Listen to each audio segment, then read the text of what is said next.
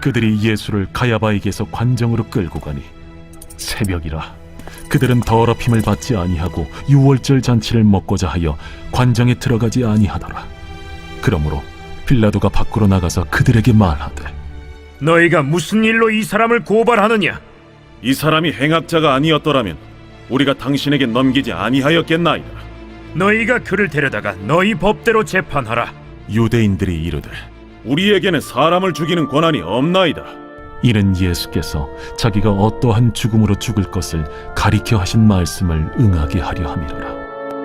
이에 빌라도가 다시 관장에 들어가 예수를 불러 이르되, 내가 유대인의 왕이냐? 이는 네가 스스로 하는 말이냐? 다른 사람들이 나에 대하여 내게 한 말이냐? 빌라도가 대답하되, 내가 유대인이냐? 내 나라 사람과 대제사장들이 너를 내게 넘겼으니 내가 무엇을 하였느냐? 내 나라는 이 세상에 속한 것이 아니니라.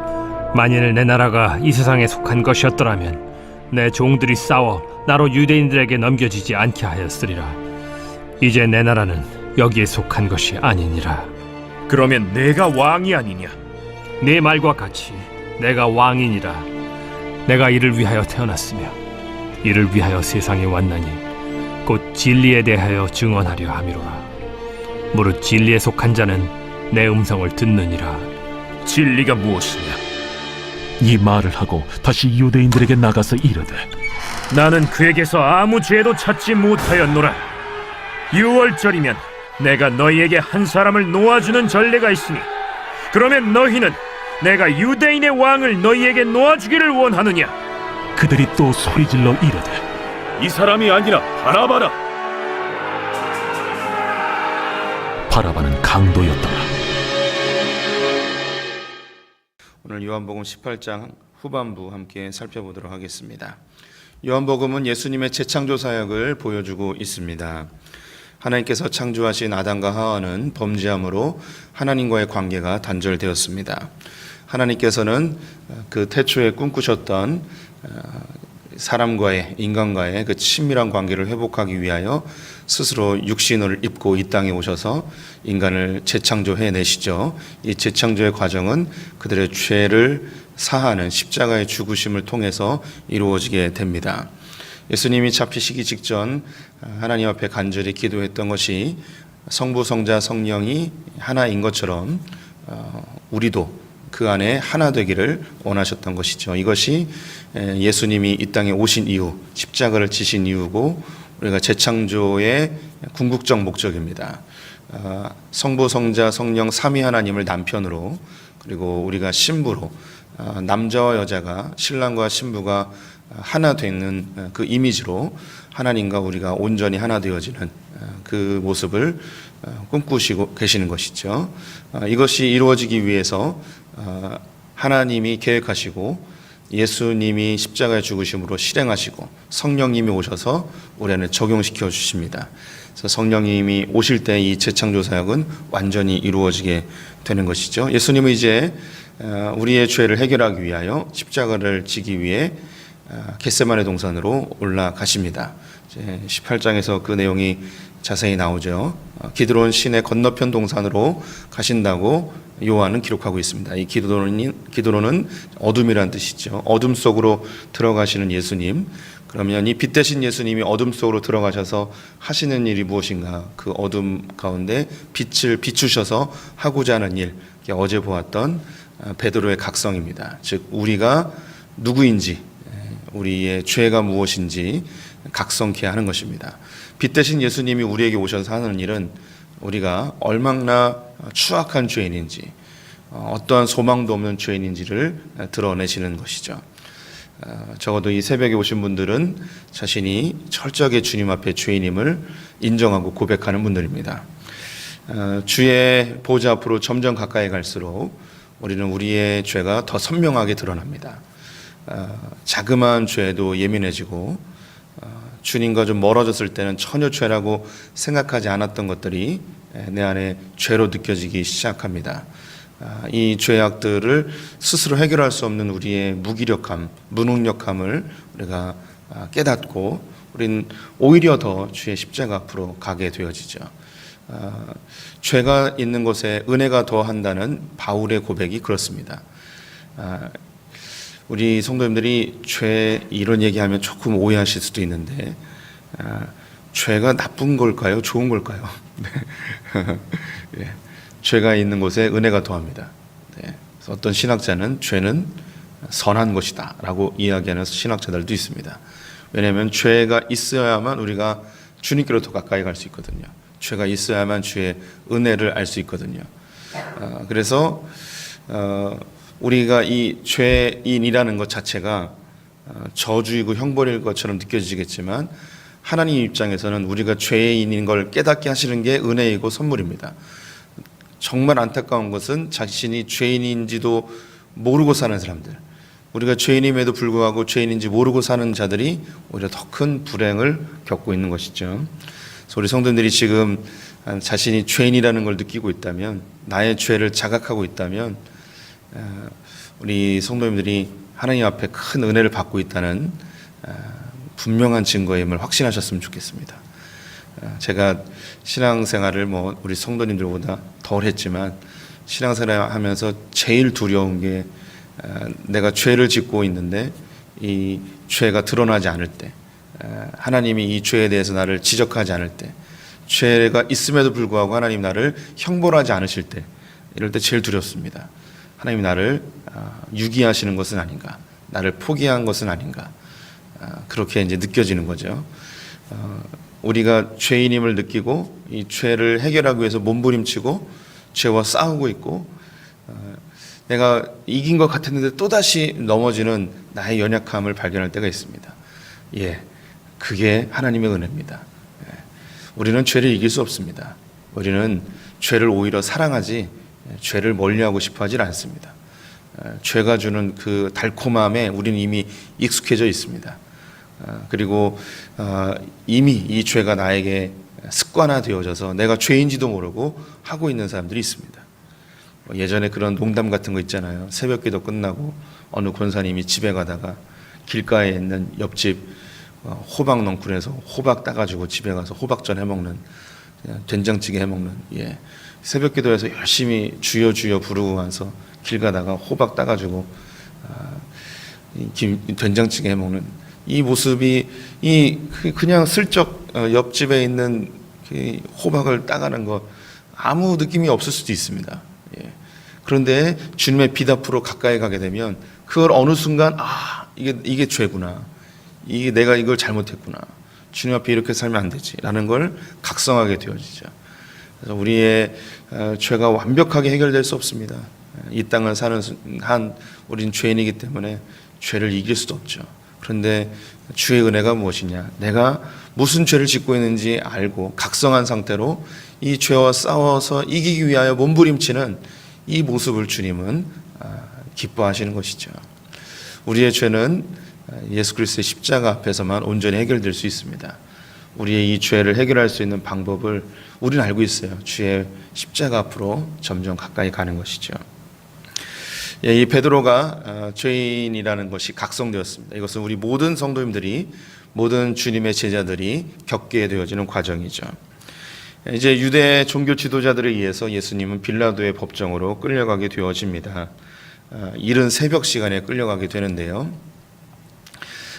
예수님의 잡히시기 전날을 간략하게 정리를 해보면 6월절 잔치는 1월 14일 해가 지면서부터 시작이 되어집니다. 그러면 각 처소에서 사람들이 모여서 준비되어진 음식을 가지고 이 6월절 만찬을 즐기죠. 그래서 떡과 포도주를 떼고 어린 양을 먹습니다. 그런데 우리가 알고 있듯이 예수님이 이 어린 양을 먹지 않습니다. 어린 양은 집에서 직접 굽기보다는 마을 단위로 큰 구덩이를 파고 거기에 숯불을 해서 그 고기들을 그 안에 꽂아놓고 한 곳에서 큰 불로 같이 굽습니다. 그러면 다 구워지면 6월절 만찬을 즐기면서 가져오죠. 그래서 그 고기로 먹습니다. 그 고기가 이제 그 다음 날 1월 15일 하루 종일 먹을 수 있는 양식이 되어지죠. 그리고 15일이 지나면 그 고기는 더 이상 먹으면 안 됩니다. 그래서 어린 양을 먹진 않아요. 왜 먹지 않는가? 그것은 예수님 스스로가 어린 양 되시기 때문이죠. 유월절 만찬을 하시고 세족식을 하시고 그리고 겟세마네 동산에 올라가서 기도하십니다. 그때 이제 잡히죠. 그래서 밤새 안나스의 그 대제사장 안나스 집에서 신문을 받고 또 가야바의 집으로 또 옮겨져서 그곳에서 또 신문을 받고 새벽이 되어서 밤새 신문당하고 고통당하고 새벽에 빌라도의 법정으로 오게 되어졌습니다. 새벽 이른 시간에 빌라도가 눈을 비비며 일어났을 장면도 상상이 되어지는데요. 꼭두 새벽부터 유대인들이 찾아와가지고 이놈 좀 잡아 죽이라고 이렇게 소리 지르는 그 상황을 생각해 봅니다. 아주 귀찮고 짜증나는 상황이었을 것 같아요. 아침부터 찾아와가지고 막 문 두드리고 있는 그런 상황. 이 종교 지도자들이 예수를 넘겨주자 우리에게는 사람을 죽일 권한이 없습니다. 당신이 이 사람을 좀 처리해 주십시오 라고 하자 빌라도가 33절에 이렇게 묻습니다. 예수를 불러 이르되 내가 유대인의 왕이냐? 네가 유대인의 왕이냐? 라고 묻습니다. 그러자 예수님이 이렇게 대답하십니다. 34절에 예수께서 대답하시되 이는 내가 스스로 하는 말이냐 다른 사람들이 나에 대하여 내게 한 말이냐. 예수님이 약간 당황하신 것 같아요. 네가 유대인의 왕이냐라고 묻자 다시 되묻습니다. 그건 네가 나한테 묻는 거냐 아니면 다른 사람들이 너한테 알려준 거냐라고 묻죠. 그러자 빌라도가 이르기를 35절에 내가 유대인이냐 라고 대답합니다. 내가 유대인이냐? 유대인들이 너에 대해서 유대인의 왕이라고 한 걸 나한테 얘기해 줬겠냐? 내가 유대인들하고 그렇게 말을 섞는 사람이냐? 유대인에게서 들은 게 아니라는 거죠. 그냥 물어본 거예요. 그냥. 예. 이걸 요한은 기록하고 있습니다. 예수님이 유대인의 왕으로 인정받는 그런 상황이죠. 예수님은 이스라엘 유대인의 왕으로 오신과 동시에 만왕의 왕으로 오셨습니다.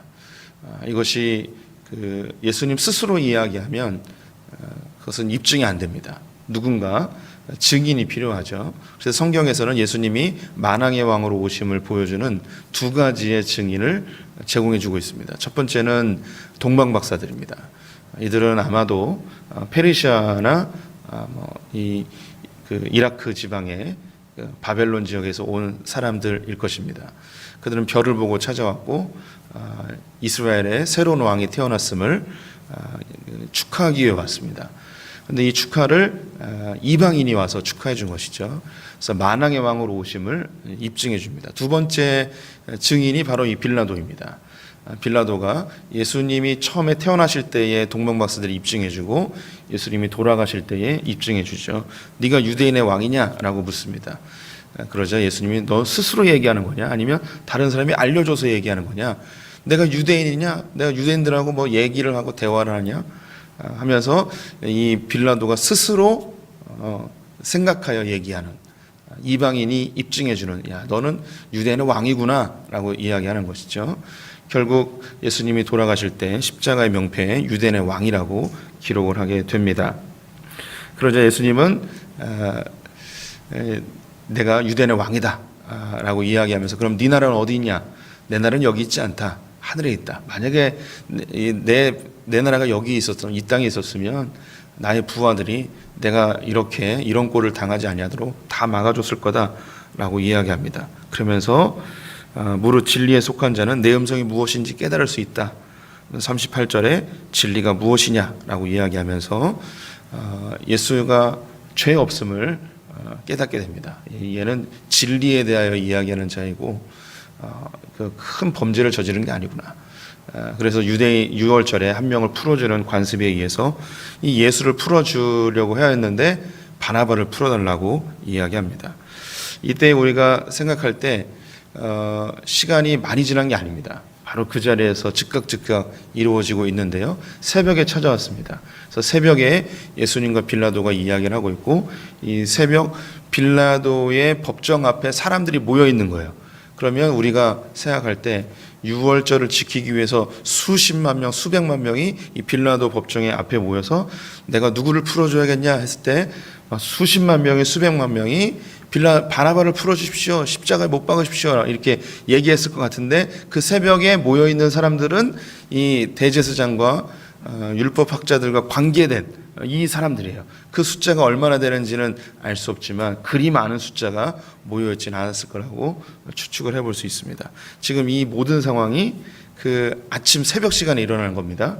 그리고 이제 19장에서 로마 병정들에 의하여서 모진 고문을 당하게 되는데 요게 이 새벽 6시부터 예수님이 십자가를 치는 이 9시 요 사이에 한 몇 시간 사이에 집중적으로 일어나는 거죠. 그리고 9시부터 십자가를 지고 올라가게 됩니다. 그래서 이 예수님이 9시에 달리시죠. 이제 그 사이에 이제 올라가는 거예요. 오늘 이 본문을 보면서 누가 예수님을 죽게 하였는가라는 질문을 해보길 원합니다. 누가 예수님을 십자가에 못 박아 죽게 했을까요? 제일 먼저 생각나는 사람은 가룟 유다일 것입니다. 은 30에 예수님을 팔았죠. 가룟 유다는 정치적 메시아를 기대했습니다. 유대인의 왕으로 오셔서 로마를 물리치고 이스라엘을 회복하고 다윗의 왕조를 재건하기를 원했습니다. 그는 머리가 좋았죠. 수에 민감했습니다. 계산을 해보니 예수님이 왕이 될 것 같지 않은 거예요. 그래서 팔아버렸습니다. 1차적인 원인이 가룟 유다에게 있었겠죠. 또 원인을 찾는다면 베드로일 수 있습니다. 베드로를 포함한 제자들, 우리가 목숨 바쳐서 예수님을 보호하겠습니다. 예수님이 팔려서 십자가에 죽는다는 이야기를 하자 내가 목숨 바쳐서 절대 그런 일이 벌어지지 않을 것입니다 라고 했는데 오히려 이 베드로가 예수님을 부인하고 저주하고 제자들도 다 도망가 버리죠. 예수님을 지키지 못한 이 제자들이 원인일 수도 있습니다. 세 번째 원인을 찾는 자면 당시의 대제사장들과 종교 지도자들이었을 것입니다. 그들은 유대인의 전통과 율법을 들이대며 예수가 새로운 것을 가르치자 유대교의 기틀을 흔든다고 이야기하면서 그를 죽이고자 합니다. 그들은 예수에 대해서 두려움을 갖고 있었습니다. 사람들이 선동되어지고 자신들이 갖고 있었던 기득권이 무너질까 하여 무척 두려웠습니다. 그들의 이기심, 기득권에 대한 집착, 이런 것이 예수를 죽이게 만든 것이죠. 그런데 우리가 사도신경에 있는 것처럼 빌라도가 예수님의 직접적 죽음의 원인일 수도 있습니다. 이 빌라도는 이 세상 사람들과 크게 다르지 않습니다. 이 세상의 권력자들, 이 세상은 교회가 뭘 이야기하고 뭘 가르치는 거에 대해서 별로 관심이 없습니다. 가르치고 싶은 대로 가르치라는 거죠. 그래서 38절에 이야기한 것처럼 빌라도가 진리가 무엇이냐? 빌라도의 질문은 네가 왕이냐 아니냐 이게 아닙니다. 네가 무슨 죄를 졌느냐 이게 아니죠. 진리가 무엇이냐 이야기하면서 믿고 싶은 대로 믿어라. 문제는 이 사회에 문제만 안 일으키면 되는 거예요.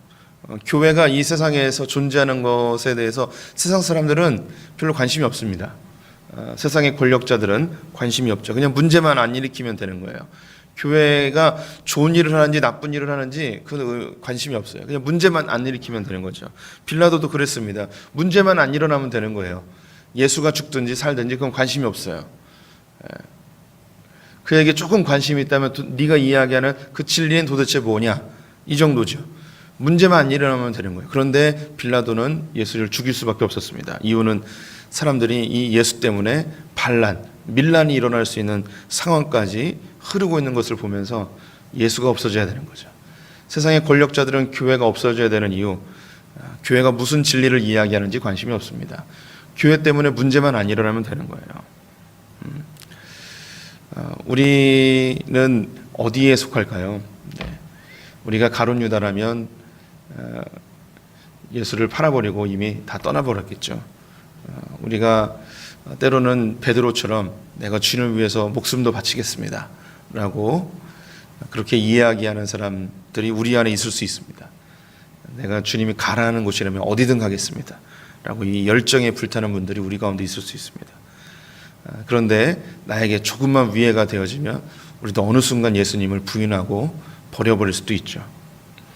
저는 이제 목사기 때문에 예수를 팔았던 그런 무리들 중에 단연 종교 지도자들에 속할 거라고 생각이 듭니다. 저에게 그 위해가 다가오거나 제가 갖고 있는 기득권이 무너져 내리거나 간단한 예로 교회에서 뭐 쫓겨나게 되어지거나 뭐 이런 일이 발생하게 되면 예수고 뭐고 다 필요 없고 그냥 내 자리를 보존하고 먹고 사는 것에 집착하는 이런 목회자가 될 수 있는 가능성도 많이 있죠. 사실 그런 목회자들도 많이 있습니다. 예수고 뭐고 다 필요 없고 그냥 교회를 통해서 떵떵거리며 사는 것 여기에만 관심 있는 목회자들이 있을 수 있겠죠. 우리는 빌라도처럼 저 세상 밖에서 교회를 바라보는 그런 입장도 아닐 겁니다. 그러면 누가 예수를 죽였는가? 다 예수를 죽였습니다. 예수를 한때 따랐던 자였지만 예수에 대해서 실망해서 예수를 팔아버리고 도망간 그 누구, 아니면 이 교회 공동체 안에서 내가 소위 신앙이 좋다고 열정적이라고 주님 위해서 목숨 바치겠다고 얘기하지만 나에게 조금만 위해가 되어도 거부할 수 있고 부인할 수 있는 나, 또 종교 지도자들, 목회자들, 아니면 이 세상에 예수와 전혀 관계없이 그냥 문제만 안 일으키면 된다고 생각하는 이 세상의 방관자들, 결국 이 세상에 있는 모든 자들이 예수를 죽이게 된 것이죠. 제가 예수를 죽였습니다. 그리고 우리 성도님들이 예수를 지금도 여전히 십자가에 못 박고 있을 수 있는 것이죠. 그런데 32절 말씀을 마지막으로 보겠습니다. 이는 예수께서 자기가 어떠한 죽음으로 죽을 것을 가리켜 하신 말씀을 응하게 하려 함이로라. 예수님은 우리가 그렇게 반응할 걸 알면서도 이 땅에 오셨습니다. 우리가 새벽을 이렇게 깨웠지만 우리가 언제 변질될지 모릅니다. 우리의 신앙을 우리가 장담할 수 없습니다. 수십 년을 신앙생활했고 주님께 헌신하고 목사가 되었을지라도 우리가 언제 예수를 부인하고 예수의 그 이름에 먹칠할 수 있는 그런 가능성이 있는 사람이라는 것을 주님은 이미 다 알고 있습니다. 그런데 그런 거 아시면서도 십자가를 지셨죠. 죄인을 위해서, 나를 위해서.